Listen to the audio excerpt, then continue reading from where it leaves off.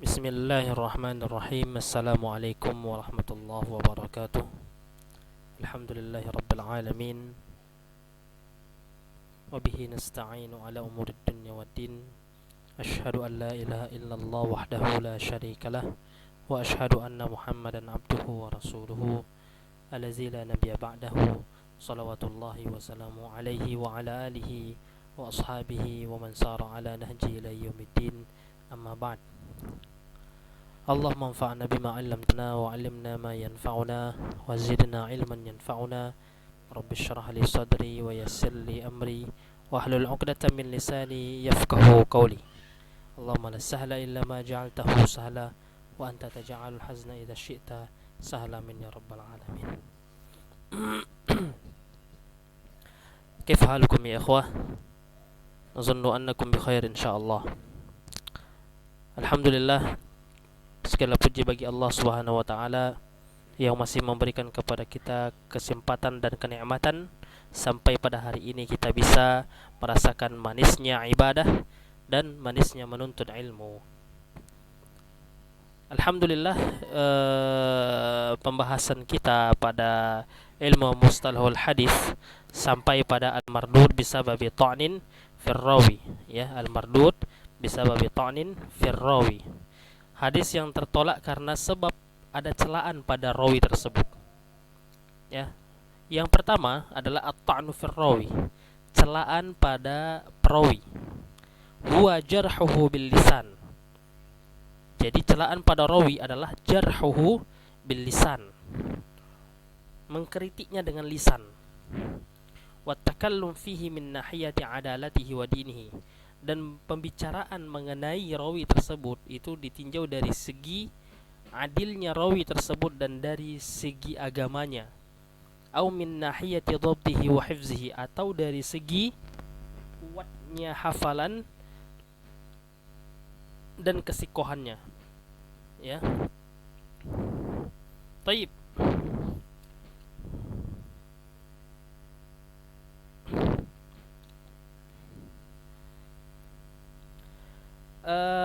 Berbicara mengenai celaan pada rawi, berarti rawi tersebut yang bermasalah.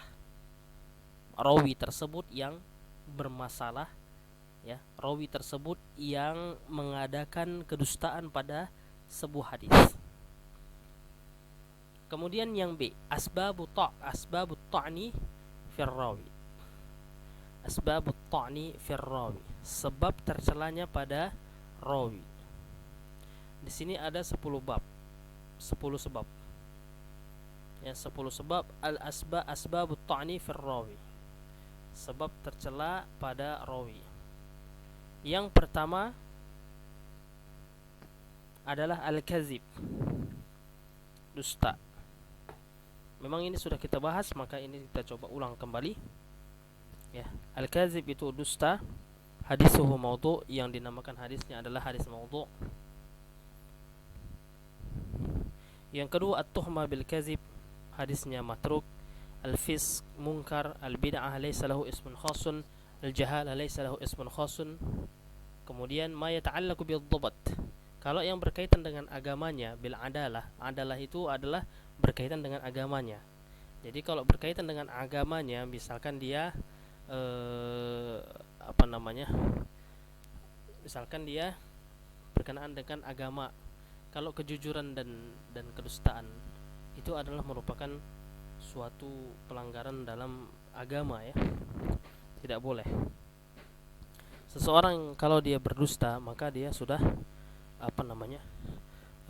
sudah melanggar aturan-aturan agama, seperti itu. Kalau dia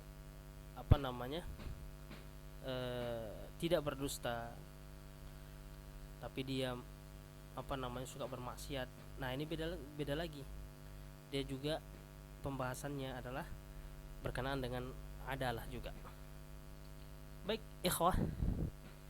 Yang kedua adalah ma yata'allaqu bid-dhabt, yang berkaitan dengan hafalan, yaitu fuhsyul ghalat, al-ghaflah, su'ul hifz, kasratul awham, mukhalafatus thiqati, wa fihi khamsatu anwa'in al-mudraj wal maqlub al-mazid fi muttasil asanid al-mudraj muttarib dan musahhaf. Taib, alhamdulillah pada kesempatan yang lalu kita masuk pembahasan satu, yaitu ma yata'allaqu bil adalah, yang berkaitan dengan adalah.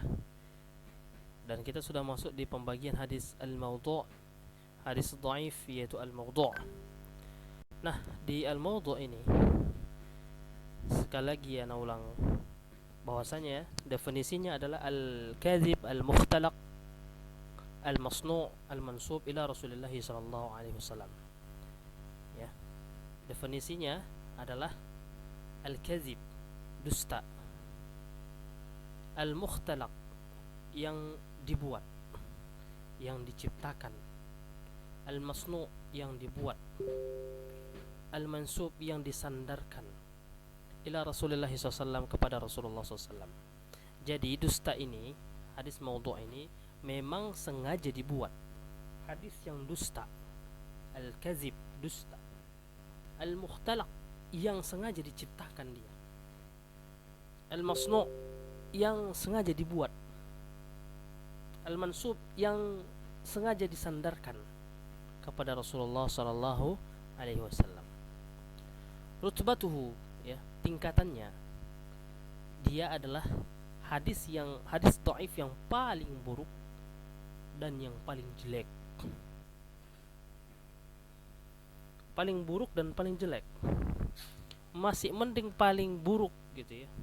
Udah paling buruk, paling jelek, Masya Allah. Jadi ini al-maudhu' adalah juara satu untuk tingkatan hadis dhaif. Bagaimana hukum meriwayatkannya? Hukum meriwayatkannya la yahil, enggak boleh meriwayatkannya, illa ma'a bayani wad'ihi ijma'an, kecuali dengan menjelaskan sisi kepalsuannya ijma'an, secara ijma'. Jadi ijma' ulama menyatakan tidak boleh meriwayatkan hadis maudhu' kecuali menjelaskan, ya, kepalsuannya, baru boleh. Itu dia. Kalau enggak boleh. Kalau tidak boleh. Kemudian siyaghatul wadda'ina lil hadis. Bagaimana, ya, bentuk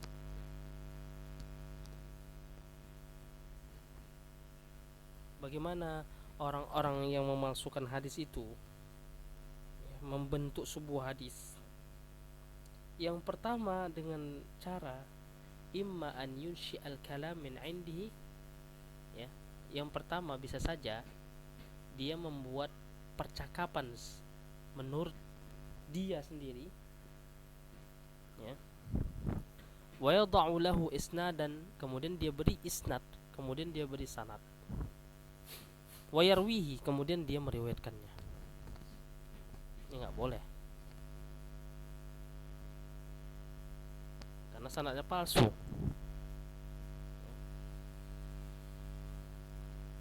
Karena sanadnya palsu. Kemudian yang kedua bisa jadi wa imma an ya'khudha kalam ba'dil hukama. Yang kedua bisa jadi dia mengambil perkataan-perkataan sebagian ahli hikmah, wa ghairihim, atau yang bukan ahli hikmah, wa yad'u lahu isnadan, kemudian dia meletakkan sanad. Nah, pembahasan ini, ya, pembahasan mengenai meletakkan al-wadda'in, pemalsu hadis. Jadi pemalsu hadis itu meletakkan, membuat hadis palsu itu dengan dua cara. Pertama, dia buat sendiri teks hadisnya, kemudian dia letakkan sanadnya, sanad menurut dia, dan dia meriwayatkannya. Yang kedua, dia ambil perkataan-perkataan ahli hikmah, seperti misalkan, ya, hubbul watan minal iman, cinta negara adalah bagian dari iman. Ini adalah hadis maudhu'. Bahkan di sana tidak ada asalnya. Hadis yang tidak ada asalnya adalah hadis maudhu. Bahkan lebih la aslalahu, ini tingkatan yang paling ngeri lagi daripada tingkatan hadis maudhu ya.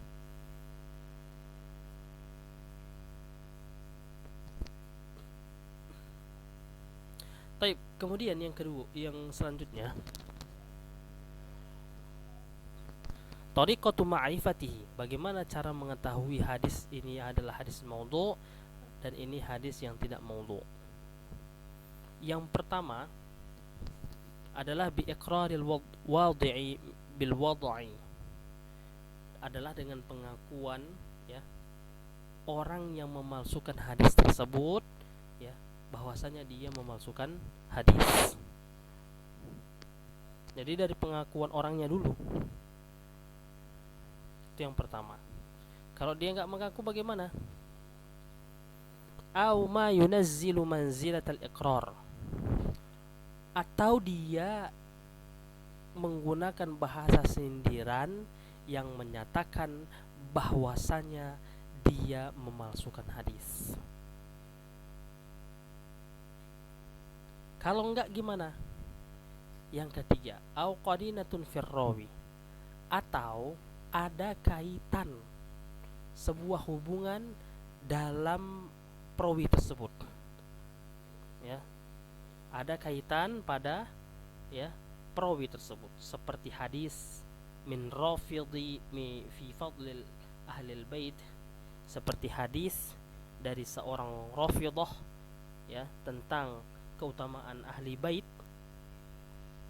ya, bisa saja ya dia mengutamakan ahli bait Rasulullah SAW, kemudian dia memalsukan hadis. Maka di Syiah itu banyak sekali hadis-hadis palsu karena mereka membuat hadis-hadis palsu. Terserah mereka. Baik, kemudian yang keempat, au qarinatun fil marwi, atau ada hubungan atau kaitan di teks hadisnya. Ya, teks hadisnya. Ka'an yakuna raqiq al-lafz aw mukhalifan li sharih al-Qur'an, atau seperti misalkan di dalam lafaznya ada apa namanya? Kata-kata yang agak nyeleneh seperti itu. Kata-kata yang sedikit agak menyimpang, agak aneh.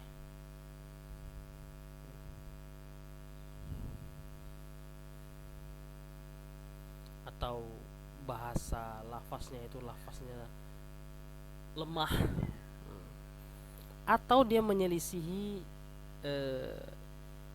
kesorihan Al-Quran, atau dia menyelisihi kesorihan Al-Quran, kejelasan Al-Quran. Kalau dia menyelisihi kejelasan Al-Quran, ada sebuah hadis yang menyelisihi kejelasan Al-Quran, maka ya, bisa saja itu hadis adalah hadis palsu, karena hadis dan Al-Quran tidak pernah ya, tidak pernah yang namanya bertentangan.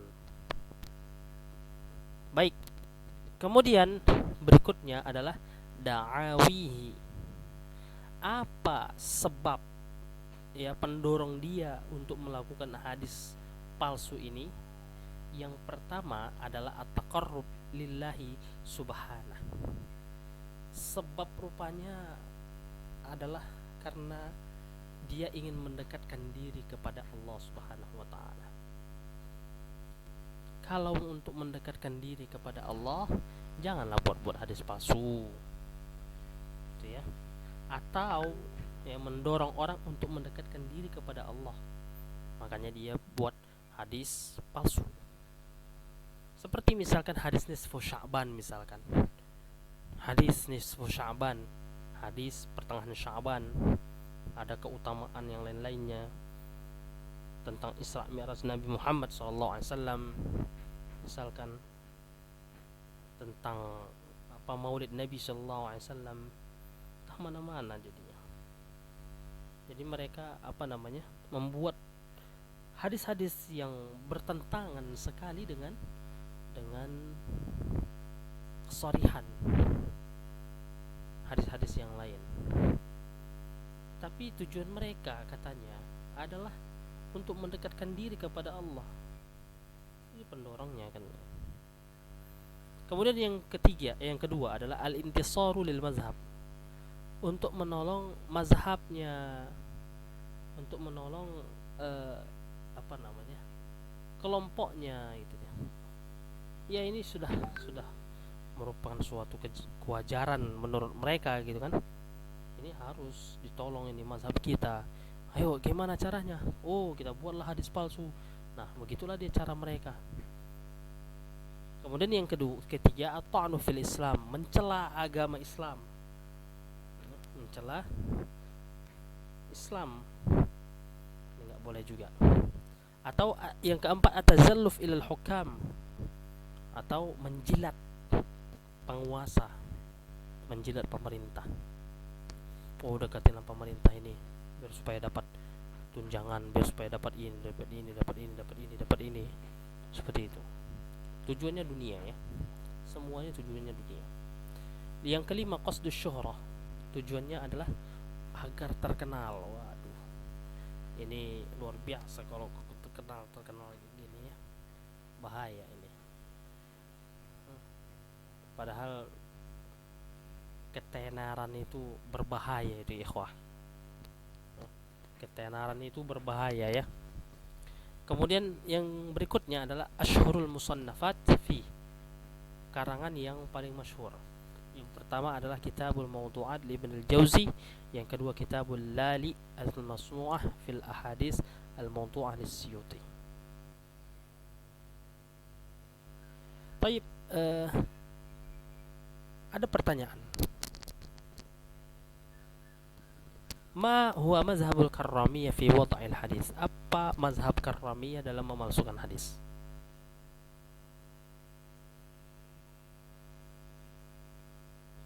Jadi mazhab mereka adalah za'amu jawaz wad'il hadis fi bab at-targhib wa tarhib faqat. Mereka beranggapan boleh memalsukan hadis pada bab targhib dan tarhib aja katanya. Wastadallu bima ruwiya fi ba'd turuq hadisin man kadzaba alayya muta'ammidan.